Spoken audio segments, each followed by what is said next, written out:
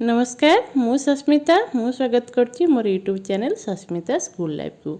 आज मटन उपर गोटे रेसिपी बनैबा माटी हांडी मटन बा चंपारण मटन बहुत परफेक्ट बनी थिला। आपण माने फुल वीडियोटी देखंतु एही भली ट्राई करंतु निहाती भलो हबो आ बहुत परफेक्ट हेतिला।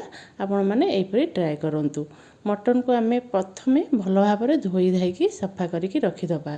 आ पीस गुडा भी बहुत बड़ भलो थिला। आ ताको भलो भाबरे सफा करिकी आमे धोई दबा। तार आमर मसला प्रस्तुत कर रखिदबा। पियाज आमर काटिबा जदि केजी मटन नेथिबे 300 ग्राम खंड माने पियाज नहीं जिवे। आउ पियाज रसुण दुईटा गोटा मु रखी आधे सफा करके सब रखिदेवे।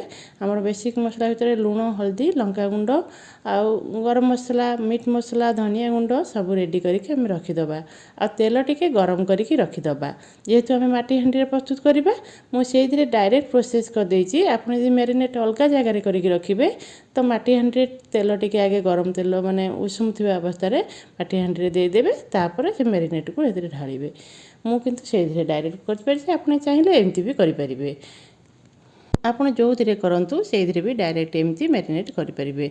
पियाज को पूरा टिके हाथ में मुझे चुन चुन कर देछि। ताधरे आपण जहाँ सब आम मसला गुंड रखी धनिया पाउडर जीरा पाउडर लंका गुंड हल्दी गुंड मीट मसला गरम मसला सबू तेजपत्र आप गोटा मसला यूज करा चाहूँगे ये देपारे। आमर यूज हुए ना बेसी से मुझे आपड़ चाहिए देपारे टेस्ट भी भल लगे। तापर अदा रसुण कंचा लंकार जो छेचा कहते सहीटा 2 चामच बड़ चामच दे पूरा ताको भल भाव माने एमती आम जमती देखिपे मुझे करছি भल भाव एमती आम मैरिनेट कला बेले चकुड़ी की भल भाव से यहीटा तार मेन प्रोसेस। आपड़ यही टाइप एमती पूरा चकुड़ी की ताधरे पूरा रेडी करदे मसाज ताको भलसे पूरा देदेवा। तापर आम तेल गरम करके रखिथिबा। तेल गरम टिके माने ठंडा हवा को छाड़ीदेवा नख उषुमला पर्यंत। आउ ये आलू स्किप करेंगे आप चाहिए किंतु मु भावुची मटन ने समस्त आलू खाई पसंद करती। आम तो ओडिया आमर आलू भी से पकईकी ताको भी मैरिनेट करदे। तापर मटन को पकईकी ताको भल भाव पूरा चकुड़ा चकुड़ी करवा चकुड़ी की आम रखा पूरा चकुड़ी चकुड़ी भल भाव मसाज देदेवा। आप चाहिए अलग जगार करेंगे। आपर तेल जो गरम कर रखि ताधरे टिके माने ये पकेबा। ये समय आम तेलटा को पकेबा पकईकी आउ थे भलसे गोलेबा। तेलटा जेहेतु गरम था तेलटा जेहेतु बहुत गरम था ताको ठंडा करिया को रखी देते। बहुत गरम तेल पकेबे हाथ में गोले हेबनी। तो टिके नख उषुम थिला अवस्था रे तेलटा को भल भाव पकईकी आम भल भाव गोला गोली करके आपन पाखरे टाइम जदि थिबो घंटे खंड पूरा रखिदेवे। रखिदेले टेस्टटा भल लगे। आ नथिले अध घंटे भी रखिपारे। रखिकी आम से हांडी तो प्रोसेसिंग करथिले ताकू आगे आम टिके हाई फ्लेम रे 5 मिनट कि 10 मिनट भितर अधिका देवेनी ताकू बसईदेवा।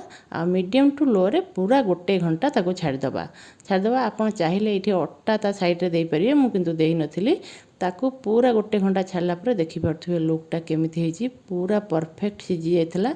आ विश्वास करिवे बहुत टेस्टी थिला। आपण माने थोरे निहाती ट्राई करिवे बहुत टेस्टी थिला। आपण माने गोटे घंटा पूरा 10 मिनट खंड हाई रे दे देबे बेसी समय देबे नै जेहेतु माटी हांडीटा पोड़ी जीवो कि तरकारी तळु लागि जिबार संभावना थाए किंतु लागिबोनी टोटल तो मोर लागि नथला। आपण माने 10 मिनट भितर टिके हाई रे देके तातिला पर्यंत तापरे से मीडियम टू लो रे बसई देबे पूरा घंटाटे पर आपन काढ़े। आप चाहिए मझे माने चेक करेंगे जेहेतु आम मुझे अटाटा दे नथिली अटाटा माने देले आ चेक करेंगे मत डर लगुला। आ माटी हांडी एमती बसई थी पूरा घंटाटे पूरा परफेक्ट बनी थिला। आपन लुक देखि जानि पारथुबे निहाती थरे बनइबे एमती।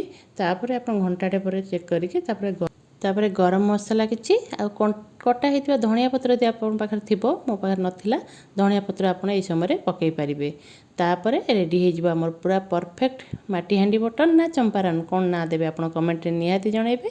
आ टेस्ट पूरा जबरदस्त थिला निहाती ट्राई करेंगे। आ केमती लागिला कमेंट माध्यम निहाती जनइबे मते। आ चैनल को एपर्यंत यदि सब्सक्राइब करना प्लीज सब्सक्राइब करदेवे। आ इंस्टा कि फेसबुक रे देखिथिले फॉलो तो निश्चिंत करेंगे। आ मु रहूची नमस्कार जय श्री जगन्नाथ।